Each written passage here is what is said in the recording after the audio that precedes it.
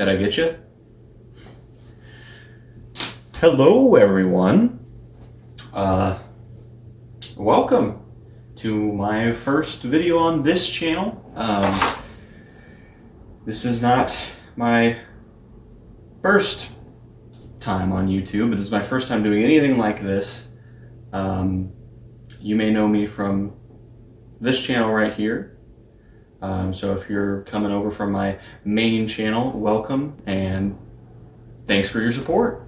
If you aren't familiar with my main channel and this is your first time seeing me, maybe go show it some love. We'll put it right here. I've been very passionate about true crime and pretty much all things spooky for a very long time. And that's what this channel is going to be. This is going to be a true crime, cryptid, maybe we'll do like some analog horror stuff. I don't know. Creepy. I might even look into some creepypastas. Who knows?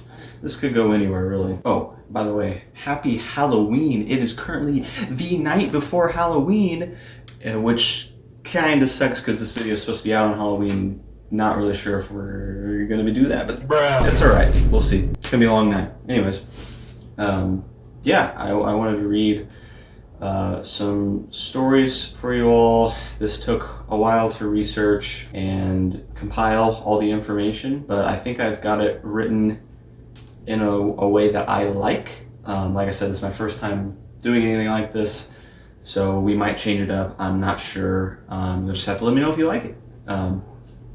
Yeah, anyways, I'm gonna quit rambling and get into what this actually is that I'm talking about, the stories I'm talking about. We got 3 stories, all pertaining to Halloween, and not only Halloween, to my home state, Missouri. Shout out Missouri. 3 Missouri Halloween true crime horror stories. Now, I want to quick disclaimer here. I have filled in some of the gaps, taken a couple of leaps in logic to make this more, how should I put this, story friendly. I want to do this for a long time, so here we are. But I'm gonna quit yapping. But before we get started, drink break. Oh, and you may be wondering what I'm drinking. It is Honey Crisp Blend Apple Cider. Because I'm feeling festive. But don't worry, we have our water here. And if you haven't drank water today, this is your reminder. Our first story starts out with what looks like a Halloween prank gone wrong in a quiet Missouri town. A trailer burned down, a body inside, people whispering about a costume figure, a crossbow, and a strange truck seen nearby. But this wasn't random, this was deliberate. The crime would later be unraveled into one of Missouri's most haunting stories of obsession, betrayal, and manipulation. And the wildest part, the people who planned it thought they had created the perfect murder. We begin in Savannah, Missouri, Halloween night, 1988. The leaves are damp, the air is cold, and most families are out with kids trick-or-treating. But in the dark countryside outside of town, 3 men are preparing for something that has nothing to do with candy. A pickup truck sits parked along a rural road. Inside are 3 costumes, a crossbow, broadhead arrows, and a jug of gasoline. Plan, at least to them, seems simple, but before the night is over, it'll collapse into a panic-induced, bloody, fiery mess. Earlier that day, the group made a stop in Mercer, Missouri. They'd driven from the small town of Forbes, laughing, joking, acting like there's nothing out of the ordinary. One of them even joked Halloween night was perfect for committing a crime because you could wear a mask and nobody would know who you are. This wasn't just a joke, this was part of the sicko's plan. At the store, the older man in the group buys this crossbow. Under a fake name, he also bought 2 broadhead arrows for taking down deer. One of the men had never hunted before, but he'd done his research. He needed to know exactly what kind of bow could kill about a 170-pound deer. I think you can see where this is going. By the time the group reached Savannah that night, it was raining. They parked near a small trailer home inside the truck. Before getting out, the 2 young men put on their costumes, black capes and masks, and the third stay behind. The plan was cold, methodical, and cruel. One of them would knock on the door, the second would fire the arrow, and the third one would come in and pour gasoline everywhere and set everything on fire. But that's not how it went. At around 7:30, a car pulled up, and it wasn't a trick-or-treater. It was Savannah Police Chief Daryl Lammers, and he spotted the parked truck. Thought it looked out of place, parked on the side of the road. It's dark, it's at night, it's raining, and he recognized the driver, Michael Rauch, a local man that he knew, and Michael quickly explained away that his truck was broken down. The chief offered a hand, but saw nothing suspicious and just kind of drove away. Michael's son, who was sitting in the truck, laughed and said, "Cops are stupid." He told his dad that they should go ahead with the plan, and Michael agreed. But before the younger men got out, Michael hands his son a .25 caliber pistol and says, "Only use this as a last resort. It's registered." That's important for later in the story. So the two get out, they approach the trailer. The youngest one seems nervous, but he's determined. They wait in the dark with the crossbow, and the other one goes up, knocks on the door, and the door opens.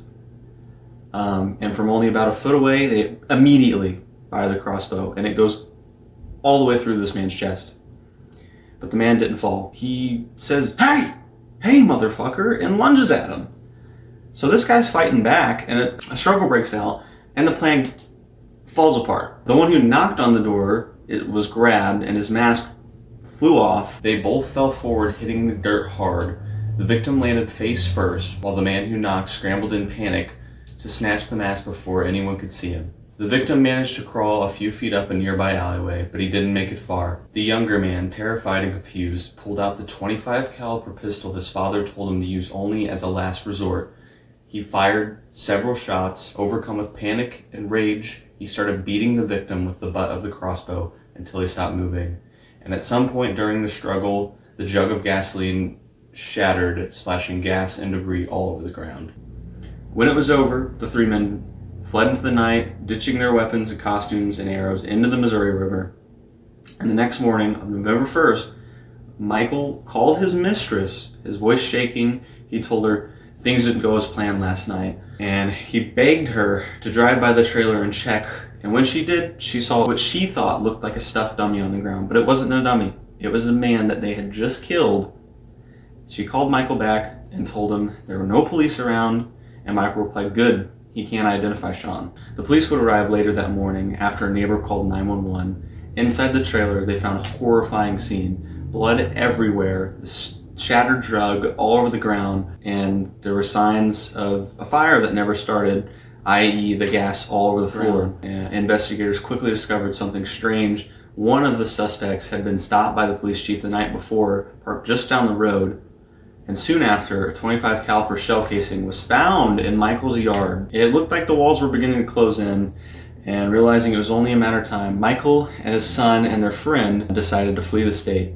They packed several loaded guns and promised that if police caught them, they'd go out with guts and glory. But their run didn't last long. The next day in Georgia, Sean was pulled over for a traffic violation. How stupid do you have to be? You just committed a murder. These guys were idiots. And when they were pulled over, they found the guns in the car, and all three of them immediately surrendered. They chickened out, and their so-called perfect crime was over.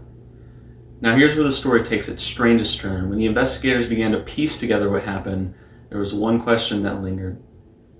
Why? Why did they kill this guy? It wasn't a robbery, it wasn't a random killing, this was personal, and that's when the name Tammy Fothergill came up. Tammy was married, but she'd been involved with 3 men at once. Her husband, the victim, and Michael Rauch, the older man behind the plot. But the real poison came from Tammy herself. She told Michael that the man they had killed had been abusing her. This wasn't true, but Michael believed it, and he believed it so deeply that it became his obsession, and he convinced himself that he was protecting her. Michael then manipulated his own son, Sean, and an employee named Brian Brushwood, who had a borderline IQ and depended on Michael for both work and housing. I mean, this guy is disgusting. Even if he truly believed that this guy was abusing her, to use someone who's mentally deficient like that, who depends on you and is so easily coerced, like, that's despicable. Michael didn't just plan a killing. He built his own little crew of essentially 2 gullible and loyal people to carry out this murder. When the case went to court, Byron Brushwood became the key witness, and in exchange for his testimony, prosecutors offered him a plea deal. Sean Roach waived his right to jury trial to avoid the death penalty. He was convicted and sentenced to life in prison without parole, but even after the sentencing, Sean's defense fought back. Not about the guiltiness, but about the competency of Byron. They argued that Brushwood, with his mental limitations, could easily be influenced if Michael could control him before. Then what's to say that the prosecution didn't control? Which I think is they were grasping at straw. I don't know what they were even going for. Like, oh, he's guilty, but the guy that he coerced could have been coerced by the prosecution to make it seem like he's guiltier than he actually is. I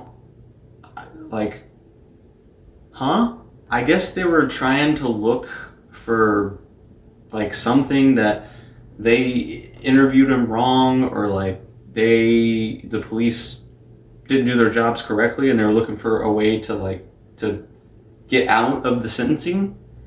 But they were given full access to the tapes of Brushwood's interview. After a review, the court stuck with the original verdict. They gained nothing, so that's good. Brushwood was deemed competent, and the conviction stood. So who was the man they murdered Halloween night? The man's name was Randy Crawford. He was just a small town guy caught in the middle of this web of lies that Tammy strung, and betrayed by someone he trusted. So in the end, the perfect plan wasn't undone by police tactics or forensics. It was undone by human emotion, panic, and pride, and lies that turned lovers into killers. And that's the story of the Savannah Halloween murder. Our second story begins on a frigid March evening, but it ends with a terror so unimaginable that it would haunt a town for decades. A night that would inspire one of the most chilling urban legends in American folklore, and still leave more questions than answers to this day. Yes, this one is unsolved. It all happened in Columbia, Missouri in March of 1950. Now you might be wondering, March, what does this have to do with Halloween? We'll get there. In March of 1950, a quiet college town, which is funny to say about Columbia, Missouri today, like it's come a long way. Definitely not quiet college town anymore, where neighbors knew each other's names and life seemed simple. But that night, life as the town knew was about to change forever. In the center of the story was a 13-year-old girl named Janett Christman. She was born in March 1936. Janett was the oldest of 3 girls in a well-respected family. Her parents, Charles and Lula Christman, owned a local restaurant called Ernie's Cafe and Steakhouse, and the family lived just above it. Janett was bright, responsible, and mature beyond her years, a young girl that everyone in the neighborhood trusted. On the evening of Saturday, March 18, 1950, Janett agreed to babysit 3-year-old Gregory Romack. Although she was just a teenager, she took a lot of pride in her work, and she'd been saving up money to buy a new burgundy Easter suit, and babysitting Gregory was an easy way to earn those last few dollars she needed. That night, the weather was miserable. A cold front swept through Missouri, dropping the temperature into the low 20s. Rain turned to sleet, and wind howled through the quiet neighborhood of Columbia. But inside the Romack home, everything seemed calm. Gregory was asleep, the radio playing softly in the background, and Janett had just settled in. Before leaving, Gregory's father, Ed Romack, made sure that the doors were locked, and he left a loaded shotgun behind by the door just in case. And then he and his wife left to go visit some friends. For the next few hours, everything appeared perfectly normal, but then at around 10:35 a.m., something happened. At the Columbia Telephone Exchange, this was the era of live switchboards, so they would talk to an operator and they would switch you to whoever you needed to be connected with. The operator received a frantic call. On the line was a young girl screaming hysterically, "Please come quick." But before the operator could track the call or ask where she was, the line went silent. Now again, this was back in the day, so there were no caller IDs, no emergency tracing systems, and the switchboard had already closed for the night. So the operator had no way to locate the source of the call, and the girl's voice was never identified. but many believe that the voice belonged to Janett Christman. A few hours later, at around 1:35 a.m., the Romacks returned home, and their front porch light was still on. As they approached, they noticed something odd. The door was unlocked, and one of the windows had been broken from the outside. Inside, the warmth of the home had vanished, replaced with a terrible, cold sense of dread, and they found what would scar them for the rest of their lives. Janett was lying on the living room floor, face down in a pool of her own blood. She had been brutally beaten, raped, and strangled with an electric cord. Her body showed signs of a desperate struggle. Defensive wounds covered her arm, scratches were all over her face and neck, and there were puncture wounds on both sides of her head. The phone in the kitchen was found off the hook, and the cord stretched down the hallway, as if she had tried to call for help but was being dragged away. The little boy, Gregory, fortunately, was completely unharmed, and he slept through the entire ordeal. Investigators arrived shortly after, but the investigation was anything but simple. The Boone County Sheriff's Department and Columbia Police Department immediately butted heads over jurisdiction, causing delays. The crime scene protocol in 1950 was primitive, to say the least, and officers and neighbors walked through the scene, destroying important evidence. Footprints outside were trampled, fingerprints were smudged, and the next morning, the trail was already going cold. Within days, the rumor spread across the whole town. Some said it was a stranger just passing through the town, a crime of opportunity, and others suspected that it was someone Janett knew, but no one really knows. But unfortunately, there was a man who fit the description of someone that Janett knew. His name was Robert Mueller. He was a 27-year-old friend of the Romacks and former Air Force airman. He was well acquainted with Janett's family, and more disturbingly, he had shown uncomfortable interest in her. Just weeks before the murder, Mueller had made comments about how he liked girls with curly hair, and Janett, who wore her hair that way, had told friends that she found him creepy. Which, even if this guy didn't do it, I don't know, throw him in jail anyways. Like, keep an eye on that guy. Mueller, who had also been at the same gathering the Romacks attended that night, knew that they would be out. So this guy was a pretty strong suspect. He knew Janett would be babysitting alone, and he had access to the house. When questioned by police, he offered conflicting statements, and at one point even said, "Well, if I did do it, I don't remember." Which, like, what? Put this guy in prison. Why are we even questioning him still? Put him away. And when they searched him, they found this mechanical pencil with, like, this sharp rounded tip, which whatever, it's a mechanical pencil, but it looked similar to the stab wounds on either side of her head. But despite suspicion, there was really no physical evidence tying him to the crime. The technology and testing for DNA did not exist at the time, and much of the scene had already been contaminated. Mueller was never charged, and he later rejoined the Air Force, quietly left Columbia, and the case went cold. For the people of Columbia, the murder of Janett Christman shattered their sense of safety. Now, this was a time where Columbia was a place where people everyone kind of knew each other. Kids would just be out playing in the streets. But after that night, the babysitters started refusing jobs. Parents double-checked doors, and the Christman family was devastated. And to this day, the case remains one of Missouri's most haunting unsolved murders. Over time, the story has taken a life of its own.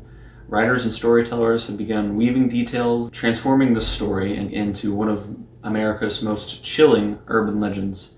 The Babysitter and the Man Upstairs. You guys might be familiar with this one. In the story, a teenage babysitter receives a strange phone call from an unknown man. Each time he calls her back, his voice grows more sinister each time, and he's saying creepier and creepier stuff, until the police trace the call and they find out it's coming from inside the house. And this story has been retold countless times, like in the movie Black Christmas and When a Stranger Calls, are both believed to have been at least inspired by the murder of Janett Christman. A young girl inside, alone, receives a phone call and the killer's already inside the house.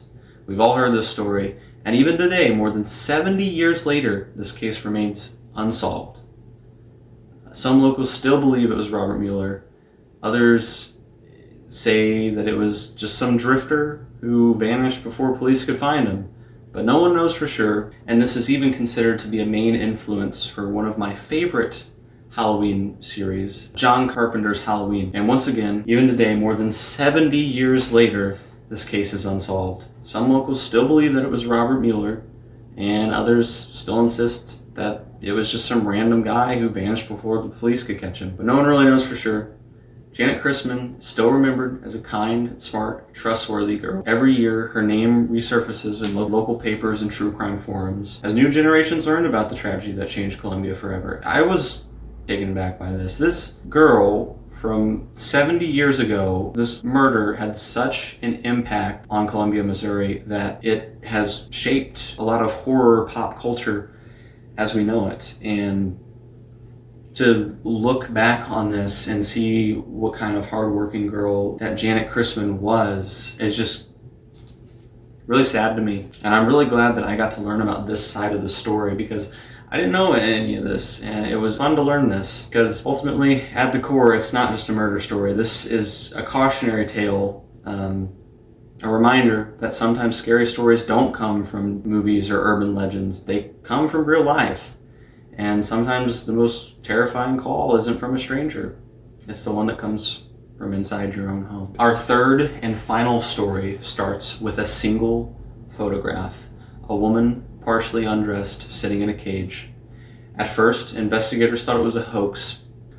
Something pulled from the depths of the dark web, not something that could actually be real. But when the FBI traced the photo back to a remote property in Missouri Ozarks, what they found would horrify even the most seasoned detectives. This is the story of Cassidy Water and the house that local news now call Spookyville. In the summer of 2021, yes, this is pretty recent, and I heard some stuff about this a while back. I thought it was mostly just like folklore. I didn't know if there was any merit to it, but apparently this is the real case that a lot of this stuff stems from. So in the summer of 2021, 33-year-old Cassidy Water had gone missing, and her aunt Cora, who was the one who called it in, she told police that she hadn't heard from Cassidy in over 6 weeks, which was completely out of character.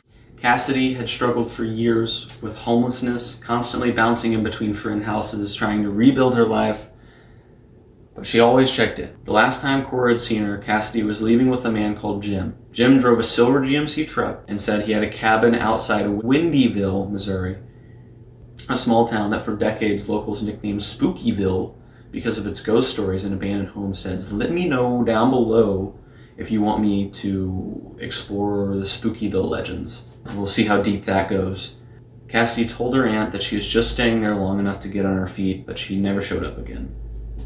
58-year-old James Phelps, who owned that cabin, lived deep in the woods off Moon Valley Road in an area so isolated that neighbors could go weeks without seeing each other. He wasn't alone on that property either. He had a friend named Timothy Norton, who was 56-year-old, and he was a truck driver who lived in his vehicle near the house.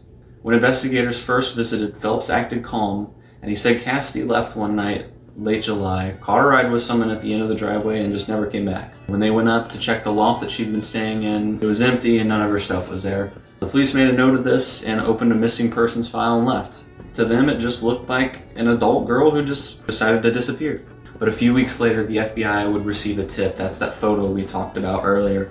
The tip came from an anonymous source, and they claimed that there were photos circulating the dark web of a woman bound and gagged, and the images were said to have come from a property in rural Missouri. Attached to the tip was a single photograph, and the woman inside the cage was indeed Cassidy Water. When investigators traced the photo's metadata, it led them straight to Phelps' property on Moon Valley Road. Yes, photos can be traced somewhere in the files of saved images, unless you upload it and wash it or corrupt it or however you do. That's beyond me. It is in the metadata of the photo or video, and they can find out your location and the time that it was taken and all that. So that's a pretty cool piece of forensics that I kind of knew about but didn't really realize was that accurate. I mean, they supposedly traced it back to this guy's cabin, which, I mean, they already knew she was staying there. It's possible they just got the general location, but still, it's pretty cool. On September 16th of 2021, Dallas County Sheriff Office joined the FBI to execute a search warrant. When the FBI entered the property, what they found was disturbing. Inside, they discovered a steel cage and a deer hanger, like one of those miniature cranes that hangs deer. I think they're called a gantry crane, and a freezer containing packages labeled 7-24 with what they would come to find out were human remains inside. And not just any human remains, they would come to find out this was the missing girl, Cassidy's remains. There were also several photographs on Phelps' phone showing her partially nude and trapped in that cage. On the nearby property, once owned by Cassidy's late grandfather, investigators found skeletal remains scattered through the bush. This was something straight out of a nightmare, and both Phelps and Norton were immediately taken into custody. At first, they stuck to a simple story. They'd been helping Cassidy, giving her a place to stay, and she left on her own. End of story. But it didn't take long for the FBI analysts to comb through their phones and find hundreds of photos, messages, and videos which entirely mapped out the hours leading up to Cassidy's murder. On July 24th, 2021, Timothy Norton had gone to Phelps' house after being asked to come help with something. When he arrived, Cassidy was asleep upstairs. According to Norton's later confession, Phelps told him that they were going to kill her, and he confessed that when the time came, Phelps placed a plastic bag over Cassidy's head while Norton held her legs down as she struggled in her final moments, gasping for air until she eventually stopped moving. They then used the gantry crane, literally treating this poor girl like an animal, and hoisted her body up and dismembered her in the bathtub. They then stored her remains in the freezer, which, they had some explaining to do when they eventually brought out the bags of remains. But they eventually stored the remains in the freezer, and no one ever found a clear motive other than just sick, twisted, demented monsters, for lack of a better word. When the story finally hit the public, the people of Dallas County were stunned, as something like this didn't seem real. A cannibal murder in the middle of the Ozarks. But then came the rumors. Now, we're not going to get into this too deep, but back in the day, there were also tales of cannibals in the Ozarks, and I was initially going to cover that story, but there was a lot of speculation, to say the least, really just a lot of rumors, and it kind of got passed down as folklore through the years. So I wanted to kind of steer more towards stuff that had facts to back it up, at least for the sake of this video. But rumors would begin to spread, and locals said that Phelps and Norton weren't just killers, they were part of something larger, assumedly a dark web cannibal ring. Several online threads claimed that two men had live-streamed Cassidy's murder and even sold human meat online for Bitcoin. She said neighbors had been skinned hanging from the trees. None of those claims were ever confirmed by law enforcement, but we all know that rumor spreads faster than any official statement ever could. Soon, Windyville wasn't just Spookyville anymore, it was the cannibal town. Then came the fire. In October 2021, just weeks after the arrest, James Phelps' house mysteriously burned to the ground. When firefighters arrived, they found two homemade incendiary devices on the property, which were essentially mortars rigged with tripwires. The Missouri State Fire Marshal ruled it as a second-degree arson, but still, to this day, no one has been charged, and it appeared as if someone wanted everything erased. In court, the details only became darker and more twisted. Evidence showed that Phelps had meticulously documented Cassidy's final hours, photos, texts, and even notes about the, quote, project.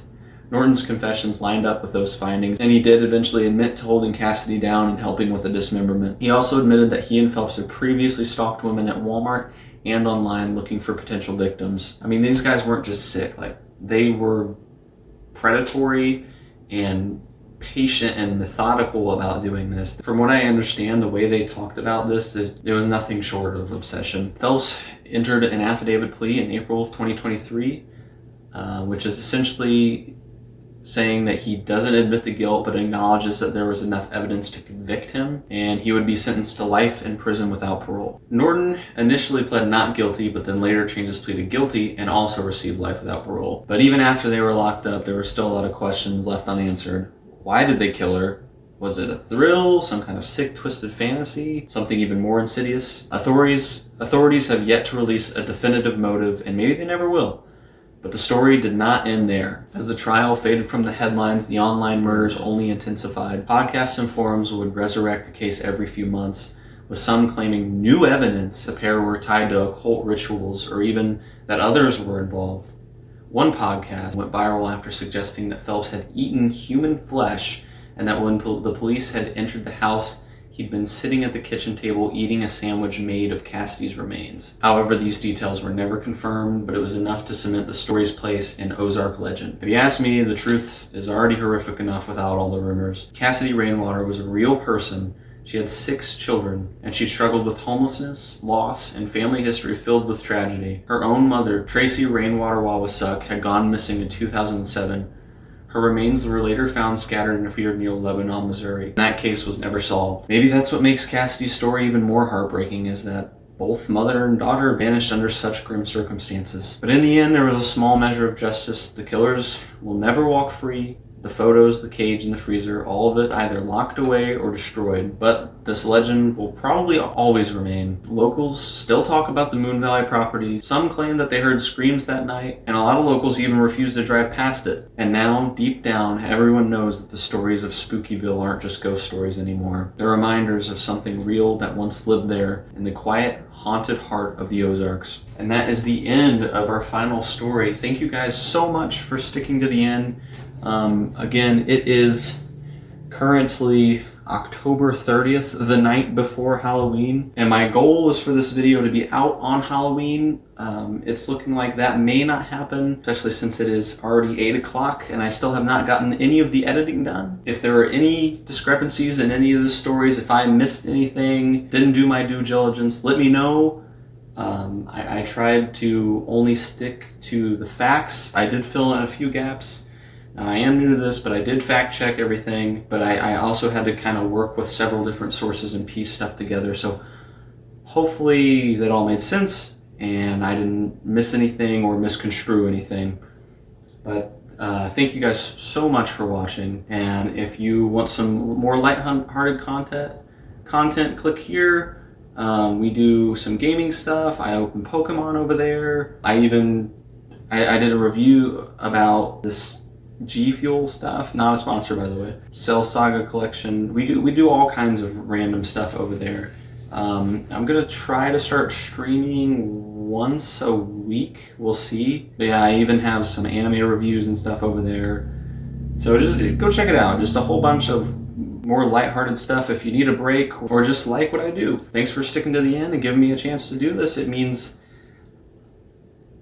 so much that I am finally taking the step out to do this. I have wanted to do this kind of stuff for so long. I don't know if we'll stick to the story format. I do like to joke around and stuff a lot, but never at the expense of any of the victims and stuff. And I tried to take this one especially seriously because these are all true cases. Maybe when we get into some of the more like folklore stuff or cryptids or even creepypasta, stuff like that, whatever you guys want to see, let me know down below. Well, we can have a little bit more fun with it, but I wanted to maintain respect for the victims and not make light of these murders, even though the first one is just so stupid. Those guys were idiots. I mean, one of them, he was not mentally sound. Idiots, just stupid. And the fact that they were like, oh, we're gonna go out guns blazing, and immediately folded as soon as they got pulled over. But anyways, I think that's it. I'm gonna quit yapping and get to editing. Hopefully you guys see this on Halloween. If not, probably be the first couple days of November, hopefully. All right, we'll see where this journey takes us, and thank you guys again for watching. Love y'all. Bye.